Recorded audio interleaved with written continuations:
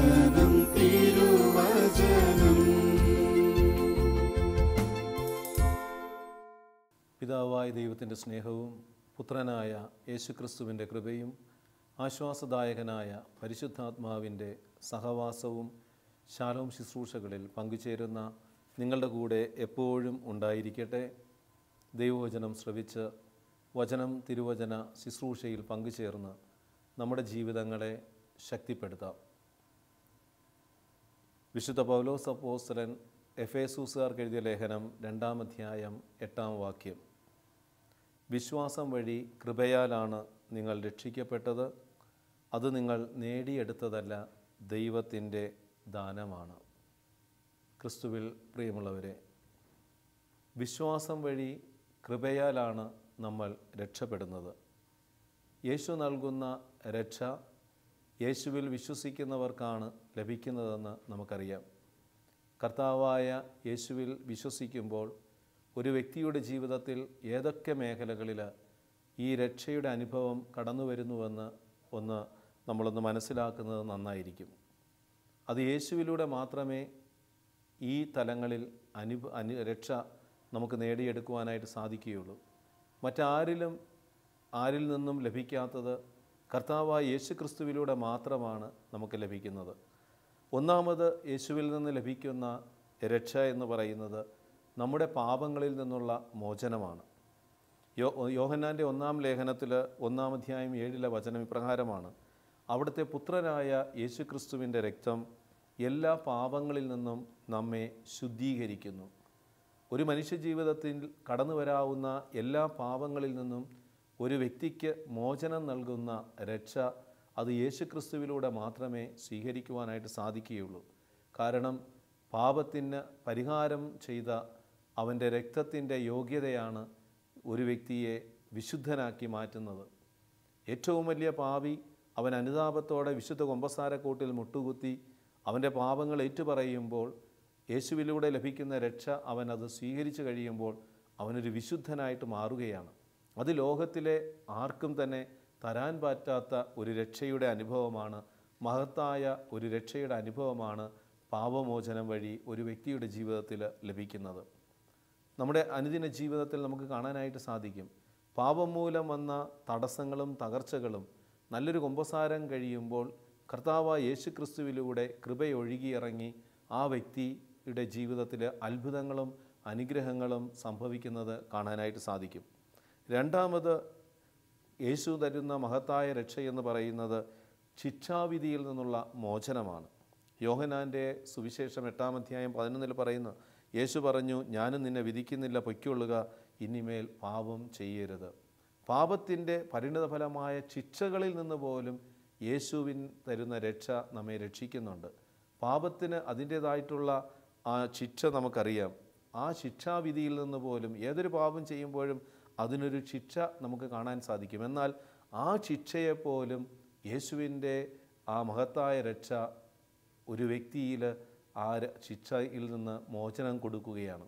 അപ്പോൾ നമുക്ക് തിരിച്ചറിയേണ്ട ഒരു വലിയ യാഥാർത്ഥ്യമാണ്, നമ്മുടെ പാപത്തിലൂടെ കടന്നു വരാൻ പാപം മൂലം വന്ന ശിക്ഷകൾ പോലും പൂർണ്ണമായി എടുത്തു മാറ്റപ്പെടുവാൻ യേശു എന്ന നാമത്തിനും യേശുവിൻ്റെ ശക്തിക്കും കഴിയുമെന്ന് തിരിച്ചറിയണം. മറ്റൊന്ന്, തലമുറകളിൽ നിന്ന് വരുന്ന ശാപത്തിൽ നിന്ന് പോലും യേശു തരുന്ന രക്ഷ നമ്മളെ സ്വതന്ത്രരാക്കുന്നുണ്ട്. ഗലാത്യരുടെ ലേഖനം 3-ാം അധ്യായം 13-ാം വാക്യപ്രകാരമാണ്: ക്രിസ്തു നമ്മെ പ്രതി ശപിക്കപ്പെട്ടവനായി തീർന്നുകൊണ്ട് നിയമത്തിൻ്റെ ശാപത്തിൽ നിന്ന് നമ്മെ രക്ഷിച്ചു. നിയമത്തിൻ്റെ ശാപത്തിൽ നിന്ന്, തലമുറകളിലൂടെയുള്ള ശാപങ്ങളിൽ നിന്ന് പോലും ക്രിസ്തുവിൻ്റെ മഹത്തായ രക്ഷ ഒരു വ്യക്തിയെ സ്വതന്ത്രനാക്കുന്നു എന്ന് തിരിച്ചറിയണം. ക്രിസ്തു നൽകുന്ന മഹത്തായ രക്ഷയും സ്വാതന്ത്ര്യവുമാണ് നമ്മൾ ഈ വചനത്തിലൂടെ ഒന്ന് മനസ്സിലാക്കാനായിട്ട് സാധിക്കുന്നത്. രണ്ടാമത് നമ്മൾ തിരിച്ചറിയണം, പിശാചിൻ്റെ പ്രവൃത്തികളിൽ നിന്ന് നമ്മളെ യേശു രക്ഷ നൽകുന്നുണ്ട്. മഹത്തായ രക്ഷ ഈശോ തരുന്നത് പിശാചിൻ്റെ പ്രവൃത്തികളിൽ നിന്ന് നമ്മളെ രക്ഷിച്ചുകൊണ്ട് അവൻ ഒരു മഹത്തായ രക്ഷ നൽകുന്നുണ്ട്. യോഹന്നാൻ്റെ 1-ാം ലേഖനം 3-ാം അധ്യായം 8-ൽ പറയുക, പാപം ചെയ്യുന്നവൻ പിശാചിൽ നിന്നുള്ളവനാണ്. എന്തെന്നാൽ പിശാച് ആദ്യം മുതലേ പാപം ചെയ്യുന്നവനാണ്.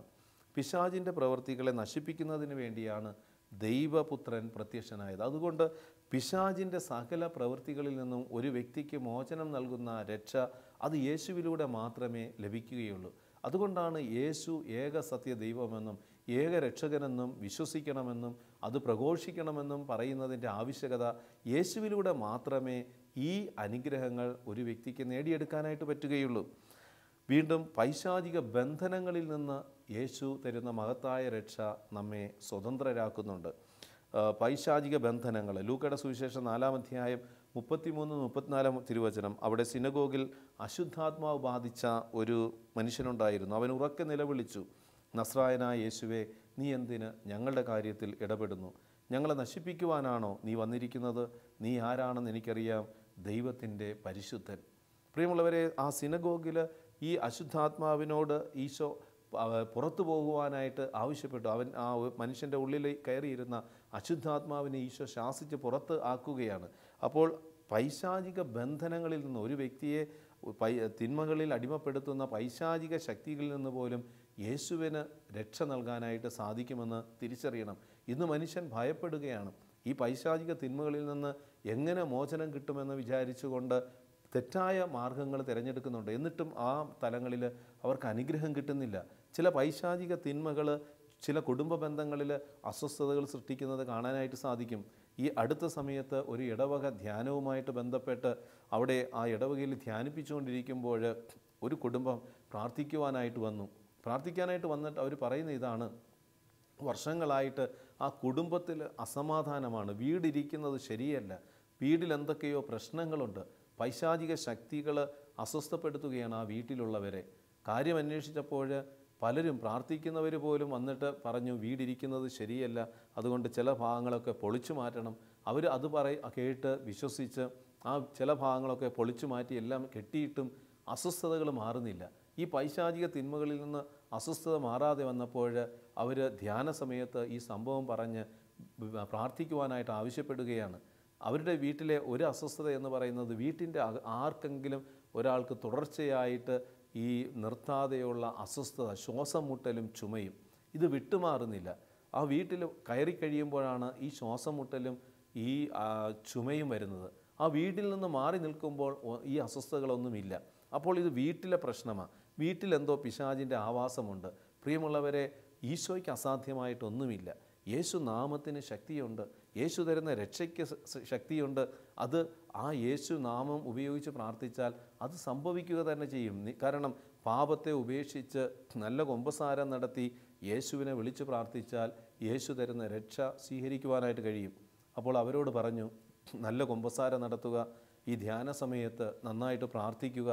ധ്യാനം തീരുന്നതിന് ഒരു ദിവസം മുമ്പ് ഞാനും അത് കൂടെ ഉണ്ടായിരുന്ന വചന ശുശ്രൂഷ ചെയ്തുകൊണ്ടിരുന്ന ശശി മാർട്ടിനുമായിട്ട് ഞങ്ങൾ ആ ഭവനത്തിൽ കയറി ചെന്ന് ഞങ്ങൾ യേശു നാമത്തിൽ ഒരുമിച്ച് പ്രാർത്ഥിക്കാനായിട്ട് ആ കുടുംബം ഒരുമിച്ചിരുന്ന് യേശു നാമം വിളിച്ച് പ്രാർത്ഥിച്ചു.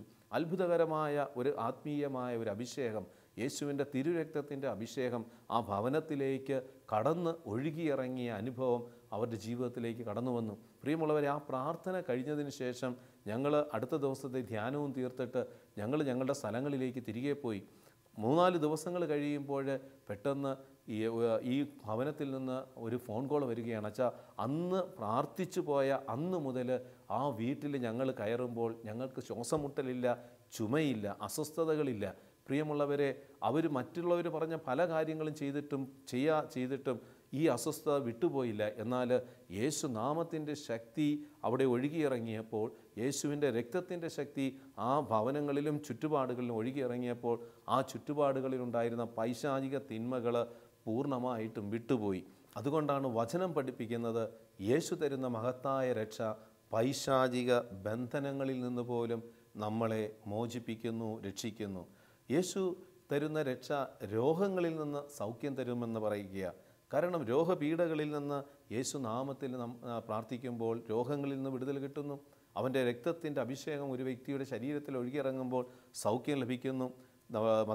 ലൂക്കയുടെ സുവിശേഷം 5-ാം അധ്യായം 17, ഒരു ദിവസം യേശു പഠിപ്പിച്ചുകൊണ്ടിരിക്കുമ്പോൾ ഗലീലിയയിലെ എല്ലാ ഗ്രാമങ്ങളിൽ നിന്നും യൂദയായിൽ നിന്നും ഫരിസേയരും നിയമാധ്യാപകന്മാരും അവിടെ വന്നുകൂടി രോഗികളെ സുഖപ്പെടുത്തുവാൻ കർത്താവിൻ്റെ ശക്തി അവനിലുണ്ടായിരുന്നു. വീണ്ടും മത്തായിയുടെ സുവിശേഷം 4:23 അവൻ അവരുടെ സിനഗോഗുകളിൽ പഠിപ്പിച്ചും രാജ്യത്തിൻ്റെ സുവിശേഷം പ്രസംഗിച്ചും ജനങ്ങളുടെ എല്ലാ രോഗങ്ങളും വ്യാധികളും സുഖപ്പെടുത്തിയും ഗലീലി മുഴുവൻ ചുറ്റി സഞ്ചരിച്ചു. യേശുവിന് രോഗങ്ങളിൽ നിന്ന് സൗഖ്യം തരുവാനായിട്ടുള്ള ശക്തിയുണ്ട്. യേശുവിൻ്റെ നാമത്തിന് ശക്തിയുണ്ട്. അവനിൽ വിശ്വസിക്കുന്നവർക്ക് അവനിലൂടെ കടന്നു വരുന്ന കൃപയ്ക്ക് രോഗങ്ങൾ വിട്ടുമാറ്റാനായിട്ട് ശക്തിയുണ്ട്. നമ്മൾ കാണുന്നില്ലേ, രക്തസ്രാവക്കാരി സ്ത്രീ, അവൾ അകലെ നിന്നുകൊണ്ട് യേശുവിൽ വിശ്വസിക്കുകയും യേശുവിൻ്റെ വസ്ത്രത്തിൻ്റെ ആ വിളുമ്പ് തൊട്ടാൽ എനിക്ക് സൗഖ്യം കിട്ടുമെന്ന് വിശ്വസിക്കുകയും ചെയ്തു. അവിടെ നമ്മൾ കാണുന്ന ഒത്തിരി പേര് യേശുവിന് ചുറ്റും കൂടി തിക്കി തിരക്കി നടക്കുമ്പോഴും ഈ സ്ത്രീ അകലങ്ങളിൽ നിന്നുകൊണ്ട് അവൻ്റെ നാമത്തിൽ വിശ്വസിച്ച് അവൻ്റെ ശക്തിയിൽ വിശ്വസിച്ച് പ്രാർത്ഥിച്ചു കഴിഞ്ഞപ്പോൾ യേശുവിൽ നിന്ന് ശക്തി പുറപ്പെടുകയാണ്. യേശുവിൽ നിന്ന് ശക്തി പുറപ്പെട്ട് ഈ സ്ത്രീയുടെ ശരീരത്തിലേക്ക് സൗഖ്യമായി അതൊഴുകിയിറങ്ങി. പ്രിയമുള്ളവരെ, യേശുവിന് ആ രോഗങ്ങളുടെ മേൽ സൗഖ്യം തരുവാനായിട്ടുള്ള ശക്തിയുണ്ട്. നീ ഏത് ജാതിയിൽപ്പെട്ടവനായാലും ഏത് മതവിശ്വാസത്തിൽപ്പെട്ടവനായാലും നിൻ്റെ ഹൃദയവും മനസ്സും കർത്താവായ യേശു ക്രിസ്തുവിന് കൊടുത്തിട്ട് യേശുവേ രക്ഷിക്കണേ എന്ന് പ്രാർത്ഥിച്ചാൽ, ഈ രോഗത്തിൽ നിന്ന് ഒരു വിടുതൽ തരണമേ എന്ന് പ്രാർത്ഥിച്ചാൽ, കർത്താവിൻ്റെ കൃപ സൗഖ്യമായി നിൻ്റെ ഉള്ളിലേക്ക് ഒഴുകിയിറങ്ങും. രോഗശാന്തിയായിട്ട് കടന്നു വരും. ഇന്ന് എത്രയോ അത്ഭുതങ്ങൾ യേശു നാമത്തിൽ സംഭവിക്കുന്നുണ്ട്. വൈദ്യശാസ്ത്രം സൗഖ്യമാക്കാൻ സാധ്യതയില്ല എന്ന് അവർ വെളിപ്പെടുത്തിയിട്ടും ആ നിസ്സഹായതയിൽ നിന്നുകൊണ്ട് യേശു നാമത്തിൽ വിശ്വസിച്ച് പ്രാർത്ഥിക്കുമ്പോൾ വൈദ്യശാസ്ത്രത്തെ പോലും അത്ഭുതപ്പെടുത്തുന്ന രോഗശാന്തികൾ സംഭവിക്കുവാനായിട്ട് കാരണം അവൻ്റെ മഹത്തായ രക്ഷയുടെ അടയാളമാണ്. യേശു തരുന്ന മഹത്തായ രക്ഷയുടെ അടയാളമാണ്. വീണ്ടും നമ്മൾ കാണുന്നുണ്ട്, സാമ്പത്തിക കടബാധ്യതകളിൽ നിന്ന്, തകർച്ചകളിൽ നിന്ന് യേശു തരുന്ന രക്ഷ ഒരു വ്യക്തിയെ സ്വതന്ത്രനാക്കുകയാണ്. രാജാക്കന്മാരുടെ പുസ്തകത്തിൽ രാജാക്കന്മാരുടെ രണ്ടാം പുസ്തകം 4-ാം അധ്യായം 1 മുതൽ 7 വരെയുള്ള തിരുവചനങ്ങളിൽ നമ്മൾ കാണുന്നുണ്ട്. കാരണം ഒരു വിധവയും ഒരു മകനും ദാരിദ്ര്യത്തിൻ്റെ പടുകുഴിയിലാണ്, ഒരു രക്ഷയുമില്ല. ഇനി മുന്നോട്ട് എങ്ങനെ നീങ്ങും? ആത്മഹത്യയാണ് അവസാനം അവർ തീരുമാനമായിട്ട് എടുക്കുന്നത്. ആത്മഹത്യ ചെയ്യണമെന്നുള്ള ചിന്തയോടെ ഇരിക്കുമ്പോഴാണ് പ്രവാചകനിലൂടെ ദൈവത്തിൻ്റെ രക്ഷ ആ ഭവനങ്ങളിലേക്ക് കടന്നു ചെല്ലുന്നത്. ദൈവം ആ പ്രവാചകനിലൂടെ കാര്യങ്ങൾ അവരുമായിട്ട് സംസാരിക്കുന്നു. പ്രവാചകൻ പറയുന്നത് അനുസരിക്കുകയാണ്. ആ വിധവ പ്രവാചകൻ പറഞ്ഞത് അനുസരിക്കാനായിട്ട് തയ്യാറായപ്പോൾ അവിടെ ആ സാമ്പത്തിക തകർച്ചകളിൽ നിന്ന് രക്ഷ നേടുകയാണ്. ഇതേപോലെ സാമ്പത്തിക ഞെരുക്കങ്ങളിൽ, തകർച്ചകളിൽ അടിമപ്പെട്ടവർ യേശുവിൽ വിശ്വസിച്ച് യേശു പറഞ്ഞത് ചെയ്യുമ്പോൾ അവിടെ സാമ്പത്തിക മേഖലകളിൽ ഉന്നതി ലഭിക്കുന്ന അനേകം സാക്ഷ്യങ്ങളുണ്ട്. തിരുവചനത്തിലൂടെ മലാക്കി പ്രവാചകൻ്റെ പുസ്തകത്തിൽ 3-ാം അധ്യായത്തിലൊക്കെ പറയുന്നില്ലേ, ദശാംശം എൻ്റെ കലവറയിലേക്ക് കൊണ്ടുവരിക, ഞാൻ നിങ്ങളെ അനുഗ്രഹിക്കും. അപ്പോൾ ദൈവം നമുക്ക് നൽകിയ സമ്പത്തിൻ്റെ, ആരോഗ്യത്തിൻ്റെ, സമയത്തിൻ്റെ ദശാംശം ദൈവസന്നിധിയിൽ നമ്മൾ ദൈവമഹത്വത്തിനായിട്ട് കൊടുത്ത് നമ്മൾ ജീവിക്കാൻ തയ്യാറായാൽ ആ നിമിഷം ദൈവത്തിൻ്റെ കൃപ നമ്മളിലേക്ക് ഒഴുകിയിറങ്ങും, ശക്തി ഒഴുകിയിറങ്ങും.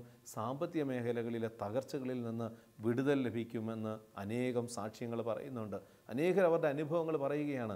ക്ഷമിച്ച് പ്രാർത്ഥിച്ചപ്പോൾ, യേശു നാമത്തിൽ ക്ഷമിച്ച് പ്രാർത്ഥിച്ചപ്പോൾ, എല്ലാവരോടും വിട്ടുവീഴ്ച മനോഭാവത്തോടെ നിലപാടെടുത്ത് പ്രാർത്ഥിച്ചപ്പോൾ ഞങ്ങളുടെ കുടുംബങ്ങളിലെ തകർച്ചകൾ നീങ്ങിപ്പോയി. അപ്പോൾ നമ്മുടെ ജീവിതത്തിൽ സാമ്പത്തിക തകർച്ചയാണെങ്കിൽ യേശു ആ തകർച്ചയിൽ നിന്ന് പോലും രക്ഷ നൽകാനായിട്ട് ആഗ്രഹിക്കുകയാണ്. അതിന് നമ്മൾ അവൻ പറയുന്നത് ചെയ്യണം, യേശു പറയുന്നത് ചെയ്യണം. അത്ഭുതങ്ങൾ സംഭവിക്കുന്നത് അങ്ങനെയാണ്. ഇന്നും സാമ്പത്തിക ഞെരുക്കങ്ങളിൽ, തകർച്ചകളിൽ, കടബാധ്യതകളിൽ തകർന്നു വീണവർ ധ്യാന കേന്ദ്രങ്ങളിൽ കയറി വന്ന് പ്രാർത്ഥിച്ചു കൊണ്ടിരിക്കുമ്പോൾ കർത്താവിൻ്റെ വചനം അവരോട് ചില കാര്യങ്ങൾ പറയും. നിൻ്റെ തലമുറകളോട് അല്ലെങ്കിൽ മറ്റുള്ളവരുമായുള്ള നിൻ്റെ വെറുപ്പ്, വിദ്വേഷ, വൈരാഗ്യ ചിന്തകൾ ഉപേക്ഷിച്ച് അവരുമായിട്ട് രമ്യതപ്പെടുക. ദൈവം തരുന്ന അനുഗ്രഹങ്ങളെ ദൈവമഹത്വത്തിനായിട്ട് ഉപയോഗിക്കുക. സാമ്പത്തികമായി ദൈവം തരുന്ന അനുഗ്രഹങ്ങൾ അത് നിലനിൽക്കുവാനായിട്ട് ദശാംശം നൽകി ജീവിക്കുക എന്നൊക്കെ അത് വലിയ ദൈവത്തിൻ്റെ ശബ്ദമായി, യേശുവിൻ്റെ പ്രബോധനമായി ഏറ്റെടുത്തുകൊണ്ട് അത് ജീവിക്കാൻ തുടങ്ങുമ്പോൾ അന്ന് വരെ ഉണ്ടായിരുന്ന സാമ്പത്തിക മേഖലകളിലെ തകർച്ചകൾ നീങ്ങിപ്പോയ സാക്ഷ്യങ്ങൾ അനേകർക്ക് പറയുവാനുണ്ട്. അപ്പോൾ യേശു തരുന്ന മഹത്തായ രക്ഷ ഒരു മനുഷ്യ ജീവിതത്തിൻ്റെ സകല മാനങ്ങളിലും സകല മേഖലകളിലും നമുക്ക് അനുഭവിക്കുവാനായിട്ട് സാധിക്കും. തലമുറകളിലൂടെ കടന്നു വന്ന തകർച്ചയിൽ നിന്ന് പോലും കർത്താവിന് ഈശോയ്ക്ക് നമ്മളെ രക്ഷിക്കുവാനായിട്ട് സാധിക്കും. അപ്പോസ്തല പ്രവർത്തനം 16:31 പറയുന്നില്ലേ, കർത്താവായ യേശുവിൽ വിശ്വസിക്കുക, നീയും നിൻ്റെ കുടുംബവും രക്ഷ പ്രാപിക്കും. ഒരു വ്യക്തി യേശുവിൽ വിശ്വസിക്കുമ്പോൾ, യേശുവിനെ രക്ഷകനും നാഥനുമായി അവൻ ഹൃദയത്തിൽ സ്വീകരിക്കുമ്പോൾ, അവൻ മാത്രമല്ല അവനായിരിക്കുന്ന കുടുംബവും ഈ രക്ഷയുടെ മഹത്തായ രക്ഷയുടെ അനുഭവത്തിലേക്ക് കടന്നു വരികയാണ്. വീണ്ടും നമ്മൾ കാണുന്നുണ്ട്, ദാരിദ്ര്യത്തിൽ നിന്ന് യേശു നമ്മളെ രക്ഷിക്കുന്നുണ്ട്. അവൻ്റെ നാമത്തിന് ശക്തിയുണ്ട്. എൻ്റെ ദൈവം തൻ്റെ മഹത്വത്തിൻ്റെ സമ്പന്നതയിൽ നിന്ന് യേശു ക്രിസ്തു വഴി നിങ്ങൾക്ക് ആവശ്യമായിട്ടുള്ളതെല്ലാം നൽകും. ഫിലിപ്പിയർ 4:19 കൊറിന്തോസുകാർക്ക് എഴുതിയ 2-ാം ലേഖനം 8-9 പറയുന്നില്ലേ? കാരണം ഏത് തരത്തിലുള്ള ദാരിദ്ര്യമാകാം, ആത്മീയ ദാരിദ്ര്യമാകാം, ഭൗതികമായ ദാരിദ്ര്യമാകാം, ഏതൊക്കെ തലത്തിലായിട്ടുള്ള ദാരിദ്ര്യമായിക്കൊള്ളട്ടെ, ആ ദാരിദ്ര്യങ്ങളിൽ നിന്ന് ഒരു വ്യക്തിയെ മോചിപ്പിക്കുവാനായിട്ട് യേശു ക്രിസ്തുവിൻ്റെ നാമത്തിനും അവനിലുള്ള വിശ്വാസത്തിലൂടെ വരുന്ന കൃപയ്ക്കും കഴിയുമെന്ന് തിരിച്ചറിയണം. വീണ്ടും നമ്മൾ കാണുന്നുണ്ട്, ശാരീരികമായ ആത്മീയമായ മരണത്തിൽ നിന്ന് പോലും യേശു തരുന്ന രക്ഷ നമ്മെ, മഹത്തായ രക്ഷ നമ്മെ അനുഗ്രഹിക്കുന്നെന്ന് തിരിച്ചറിയണം. യോഹന്നാൻ്റെ സുവിശേഷം 11:44 അപ്പോൾ ലാസറിൻ്റെ മരണവുമായി ബന്ധപ്പെട്ടാണ്. കാരണം കുഴിമാടത്തിൻ്റെ മുമ്പിൽ ഈശോ വന്നിട്ട് ലാസറിനെ പുറത്തേക്ക്, അവൻ ജീവനിലേക്ക് കൊണ്ടുവരികയാണ്. അവൻ്റെ നാമത്തിന്, യേശു നാമത്തിന് ശക്തിയുണ്ട്. യേശു പറഞ്ഞു, ലാസറെ പുറത്തു വരിക എന്ന് പറയുമ്പോൾ മരിച്ചവൻ ജീവനിലേക്ക് കടന്നു വരികയാണ്. യേശു നാമത്തിൽ ഇന്ന് എത്രയോ അത്ഭുതങ്ങൾ സംഭവിക്കുന്നുണ്ട്. യേശു നാമത്തിൻ്റെ ശക്തിയിൽ മരിച്ചവരെ പോലും ഉയർപ്പിലേക്ക്, ജീവനിലേക്ക് കൊണ്ടുവന്ന വിശുദ്ധരുടെ ജീവിത സാക്ഷ്യങ്ങൾ നമുക്ക് ചുറ്റുപാടുകളിലുണ്ട്. അപ്പോൾ മരണത്തിൽ അവസാനിക്കുന്നതല്ല, നിത്യമായ മരണത്തിലല്ല ഒരു വ്യക്തിയുടെ ജീവിതം അവസാനിക്കുന്നത്, മറിച്ച് രക്ഷയിലേക്കാണ്, നിത്യമായ രക്ഷയിലേക്കാണ്. യേശുവിൽ വിശ്വസിക്കുന്ന വ്യക്തിക്ക് അതാണ് ലഭിക്കുന്നതെന്ന് തിരിച്ചറിയണം. ആത്മീയ, ശാരീരിക മരണം, ആത്മീയ മരണം, ഈ മേഖലകളിൽ നിന്ന് യേശുവിൻ്റെ രക്ഷ നമ്മളെ സ്വതന്ത്രരാക്കുന്നുണ്ട്. നിത്യമായ നാശത്തിൽ നിന്ന് പോലും ഒരു വ്യക്തിയെ യേശുവിനെ രക്ഷിക്കുവാനായിട്ട് സാധിക്കും. യോഹന്നാൻ്റെ സുവിശേഷം 11-ാം അധ്യായം 25-ാം തിരുവചനത്തിൽ ഈശോ പറയുന്നില്ലേ, ഞാനാണ് ജീവനും പുനരുത്ഥാനവും, എന്നിൽ വിശ്വസിക്കുന്നവൻ മരിച്ചാലും ജീവിക്കും. ഈ ലോകത്തിലെ ആർക്കും ഈ ഒരു രക്ഷയുടെ അനുഭവം തരാനായിട്ട് സാധിക്കുകയില്ല. അത് യേശുവിന് മാത്രമേ പറ്റൂ. കാരണം മഹത്തായ രക്ഷ തരുന്നത് യേശുവാണ്. മരിച്ചാലും നിനക്ക് ജീവൻ നൽകാനായിട്ട് സാധിക്കുന്നത്, നിനക്ക് ജീവനിലേക്ക് നിന്നെ നയിക്കുന്നത് യേശു തരുന്ന രക്ഷയാണ്. അതുപോലെ തന്നെ ഭയത്തിൽ നിന്ന് യേശു നാമത്തിന് നമ്മെ രക്ഷിക്കാൻ പറ്റും. ഇന്ന് എത്രയോ ഭയങ്ങളാണ്. ചില ഭയങ്ങൾ നിരന്തരം യേശുവേ യേശുവേ യേശുവേ യേശുവേ എന്ന ആ നാമം ആവർത്തിച്ചുരുവിടുമ്പോൾ തന്നെ എത്രയോ ഭയങ്ങൾ വിട്ടുപോയ സാക്ഷ്യങ്ങളുണ്ട്. ചില രോഗത്തെ ഭയപ്പെടുന്നവർ, ചില മാനസിക പ്രശ്നങ്ങളെ ഭയപ്പെടുന്നവർ, അതുപോലെ തന്നെ ചില വസ്തുക്കളെ ഭയപ്പെടുന്നവർ, ചില സ്ഥലങ്ങളെ ഭയപ്പെടുന്നവർ, രാത്രിയെ ഭയപ്പെടുന്നവർ, പലതരത്തിലുള്ള വ്യത്യസ്തങ്ങളായ ഭയങ്ങളുമായി അടിമപ്പെട്ട മനുഷ്യർ യേശു നാമത്തിൻ്റെ ശക്തിയിൽ വിശ്വസിച്ച് യേശുവേ യേശുവേ യേശുവേ എന്നുള്ള നാമം ഇടവിടാതെ നിരന്തരം ഓരോ ശ്വാസത്തിലും അത് പ്രാർത്ഥിച്ചുകൊണ്ട് അതിരുന്നപ്പോൾ ആ ഭയങ്ങൾ വിട്ടുപോയ എത്രയോ അത്ഭുതങ്ങളും സാക്ഷ്യങ്ങളുമുണ്ട്.